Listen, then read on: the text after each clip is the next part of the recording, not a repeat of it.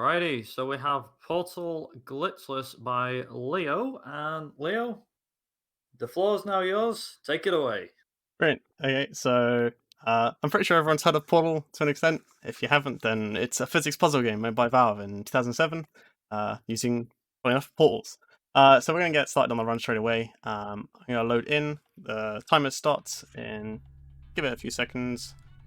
That's about, say, 3, 2, 1, go. So timer starts when the crosshair appears, rather than kind of when you load in.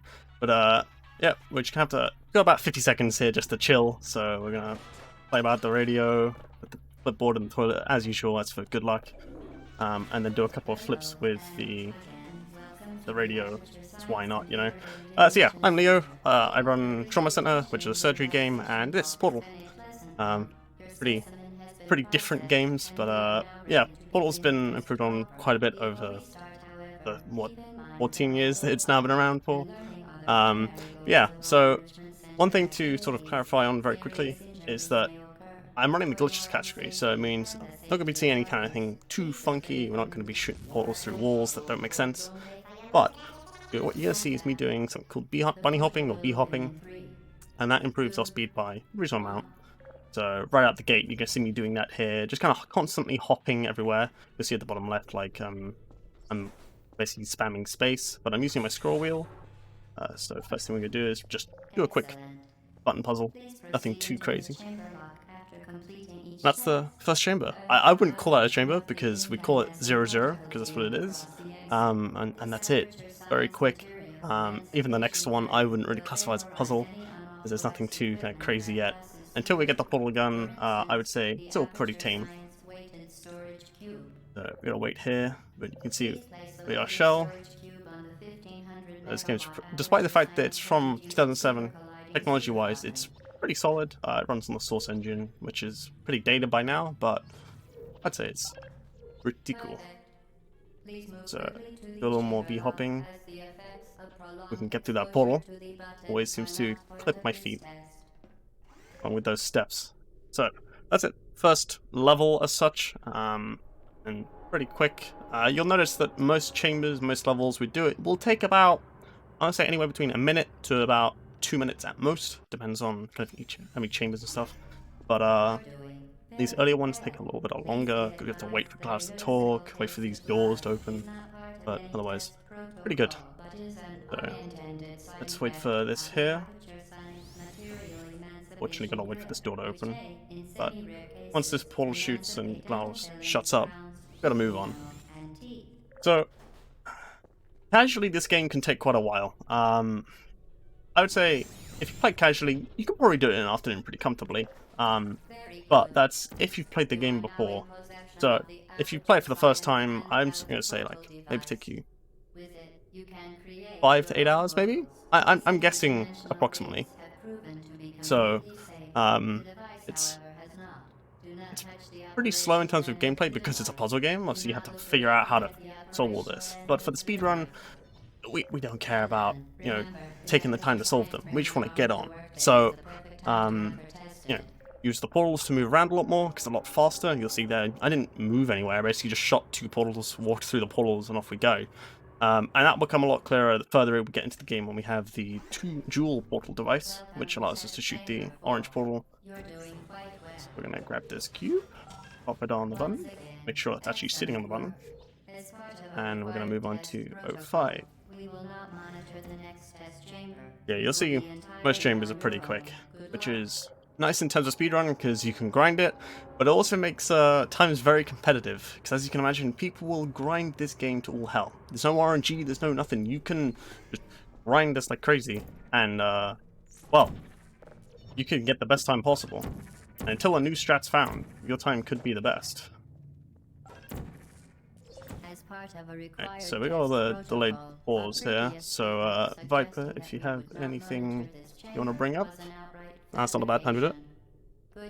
I do actually, yeah.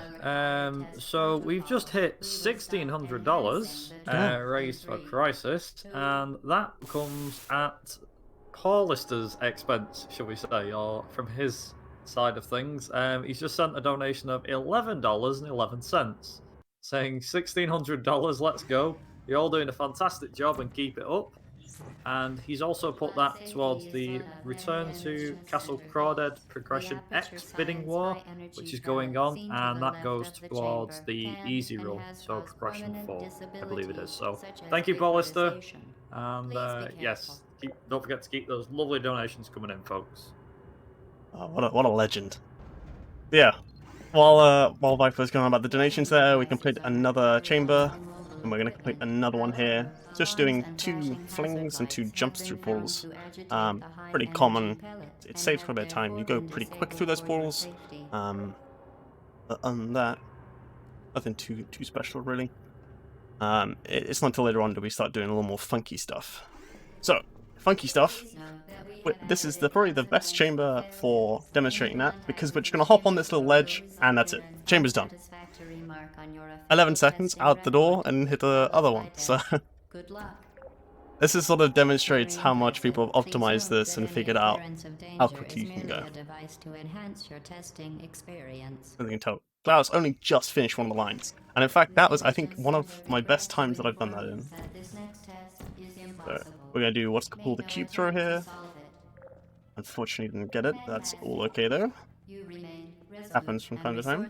But the idea being is cube throw means that you don't have to run over the button and drop it, you just kind of throw it over. That one's arguably pretty tricky because you're not at the right kind of level to be able to do it. The one that's coming up a little bit later will be the hardest, and then we have one more that's pretty easy going. Now, Klaus is talking about momentum here. We're just going to ignore it, and we're going to do a very big fling here. Usually you jump off this ledge and you kind of maneuver your way through, but we're just going to do that. Camera gets all wonky, but that's just because the way the cameras work is a bit weird in this game, especially because you can abuse them to a large extent to be able to complete other categories like outbounds and inbounds. But as for doing Glitchless, it's all pretty tame. So, we're going to hop our way over. We're going to get the orange portal now. Pretty useful. And you'll start to see how quickly we're moving through the chambers. Very quick. Especially now that we can just place one portal on one wall, portal on the other, walk through. It's instant. But in the case that we can't, we'll be hopping. So, 12. First place that I could probably mess up, but I'm sure we'll do great. So we'll do that first fling. Pretty tricky to pull off. We're gonna wait for this. And here's the next cube throw. And this one is incredibly difficult. You have to get the speed, the angle, everything just right. So let's see if we can hit it. First try. That was an absolute fluke, but hey, it's marathon luck. So that's what we call a cube throw. And in Glitchless those are allowed, but it's pretty interesting because you don't have to jump down, you don't have to fling yourself back up. Saves a lot of time. And we're going to do yet another cube throw here. So, hop on through. And just like that, next chamber's done. If you become lightheaded from thirst, feel free to pass out. An intubation associate will be dispatched to revive you with peptic salve and adrenaline. Now I find that voice line that GLaDOS just gave one of the most disturbing, because what she's effectively saying is that they're not gonna actually give you water if you collapse from dehydration. They're just gonna basically just give you some drugs to make it so you don't have any heartburn, you don't feel that dehydration anymore. Which is, I mean, that sums up Aperture Science pretty well. Now, 15 is the most optimized, I want to say one of the most optimized chambers in the game. You get this first fast cycle, I get 1.5 cycle instead here, which is unfortunate. You then have a fling here, so missing out another section of the puzzle. And then you have this here, basically skipping through most of the puzzle as well. So, just like that. All done. So, to anyone who's thinking this is mad, how do people figure this out? Well, one, this game's been out for a long time, but two, what's probably worth pointing out is the fact that this is the Glitchless category. So this is probably the easiest to watch in terms of what's going on, because generally speaking, it follows most of the same kind of ideas as a casual playthrough. Problem is, with other categories like Outbound and Inbounds, you look through it and you just sort of get confused as to what's going on. So it gets pretty confusing, but as this is glitchless, a lot easier to watch. Now, what I'm doing here, if I can move this portal, that'd be great. You would not like to die. That was close. So, a little messy, but 16 there is Android Hell. And the idea being is you just peek your way through each of the areas. The idea being is you're basically not moving, but you're moving your portals quite a bit. It's a bit of a weird concept to understand, especially from a casual standpoint. But we'll get there. Now, everyone's favorite, the companion cube. We're going to receive that from GLaDOS. And we're going to do the usual of grabbing it, climbing it up, and we're gonna hop our way down this corridor.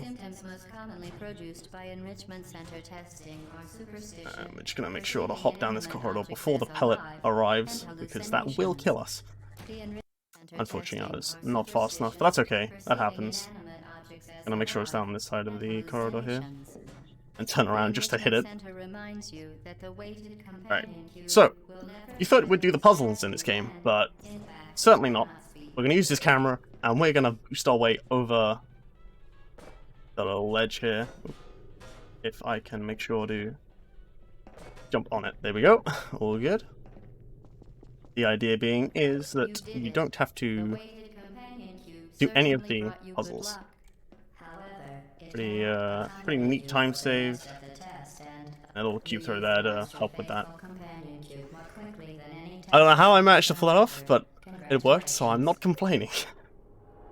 So, we're approaching the last few actual chambers of the game, and you bet that camera, that whole kind of camera usage, we're going to do it again in this chamber coming up in 18. So, we're going to do a couple of peeks to launch our way up here. Now, just going to double check that landed. There we go. That wall is pretty finicky, but we're going to grab this camera and pop it against this door. And you might see where this is going, because we're going to open this door and we're going to lodge that camera inside. Just like that. We're then going to shoot a portal through. We don't now have to worry about doing that at all. And we're going to do these set of flings pretty quick. Let's see if we can get a re-portal.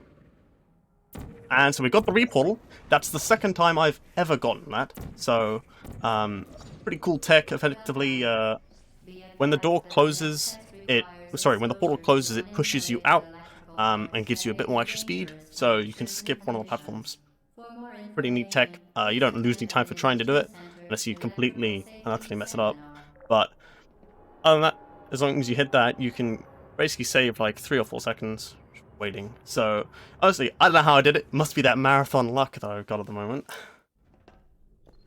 So, gonna do another set of peeks here, skipping all of the puzzles. Gonna do a pretty casual fling. I was a little nervous that I wouldn't make it there, but all good. Congratulations. The test is now over. All Aperture technologies remain safely operational up to. And that's it. We're now into the tube, and we're now escaping from GLaDOS and the chambers. Had enough of her nonsense. As after all, she was just about to kill us with fire. So this was 09 originally when we did it, but we've now left the testing track. There's a little ledge we can stand up on here. You hit that. Get through the portal. And hop on through. Probably the fastest I've completed in that, because I based it off the voice lines.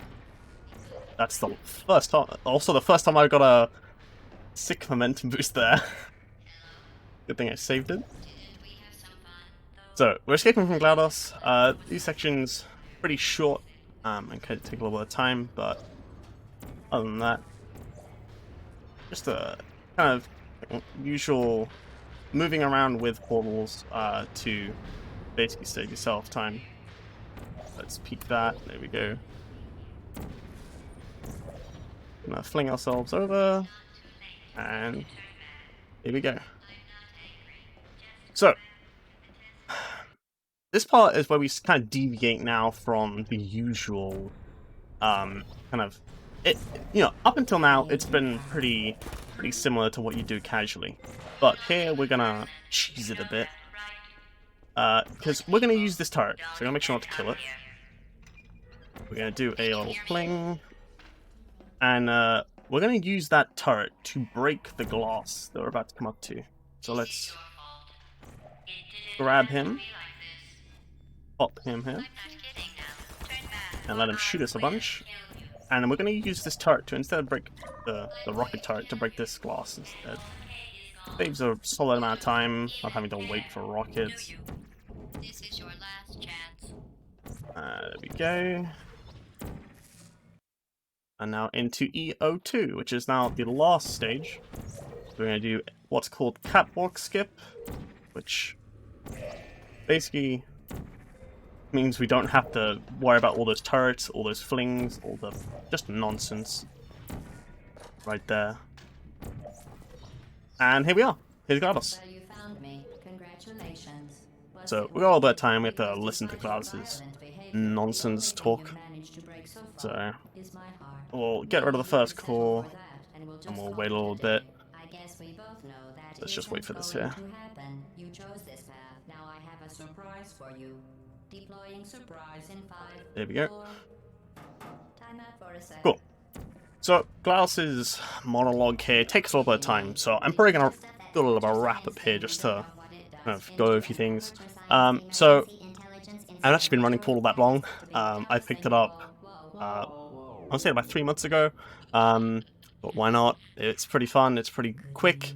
And I would say the reason why I've learnt so many of these strats is simply because of the amount of documentation for Portal is insane. If you're looking to run Portal, if you have any interest at all in speedrunning it, I would definitely recommend going to the Portal speedrun.com page. There they have plenty of resources, a whole Google Doc for it. And the Discord is pretty useful. I've met a couple of people there who've been pretty chill, pretty useful in teaching me new strats and how to learn things. So would recommend. Well, that's fine. We'll deal with that. Rip first core, but that's okay. There we go. That's alright. Happens from time to time. So we'll get the second core nice and easy now.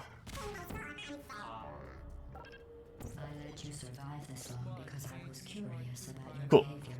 So yeah, in terms of kind of what do I do? Other than running Portal, I also run a game called Trauma Center. It's a basically anime surgery game. It's pretty cool, I would say so. But taking a break from that after claiming second. But coming up on time, 3, 2, 1, and go. Whereas the time was coming up a little quickly there, but that's because that core did mess you up a little bit. But simply put, that was Portal Glitchless. Pretty quick game. Playing to learn, playing to master, but just like that, easy peasy.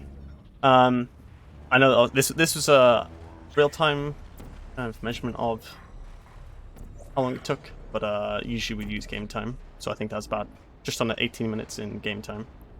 Yeah, that's Portal Glitchless. So back over to you, Viper. No worries, just so you know, your run was an 18:03. Ah, So, pretty solid. Yeah. Yeah, I'm pretty happy with that. For a marathon run, I'm not happy. I'm pretty happy. You seem like you were flying through walls, literally. Even though it's called Glitchless, you're just literally going straight through. I do have a question. I think this is a question that I don't know if it'd be one that you know the answer to, but with the portals, when you fire them with the gun, what exactly is that stuff made of? I guess it's some sort of space technology, but I really wouldn't have a clue. That is a very good question. I know it's they're effectively like quantum wormholes, but what it's made of, it's a mystery goop that aperture just seemed to keep completely locked down. I don't even know if it's covered in Portal 2. Maybe it's moon rocks. Who Maybe. knows? I know there's that, what's he called? Captain Johnson or something. What was he called in the second one? I think he might have mentioned Yeah, Cave something, Johnson, I don't yeah. know. Cave Johnson, that's the one. But on that note, thank you again, Leo. Thank you for showing Portal off. It's been actually quite interesting from my side to watch, considering I finished the game many, many years ago, but seeing a speedrun of it has just blown my mind.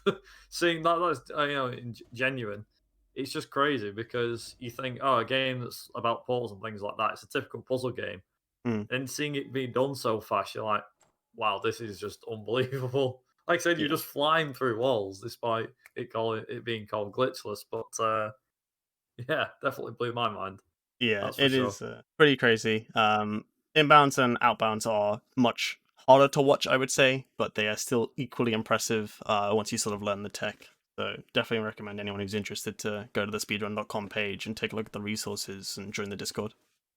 Also, if Portal proved one thing, it's that the cake is a lie. And Indeed I'm it not is. happy with that, the cake being a lie. It's the one that everybody knows, I'm sure, from Portal. But yeah, thank you again for doing Portal. We're going to go to a quick intermission. And when we return, we're going to have Reloaded Any Percent by Amen Anthem. So stick around and we'll be back very soon.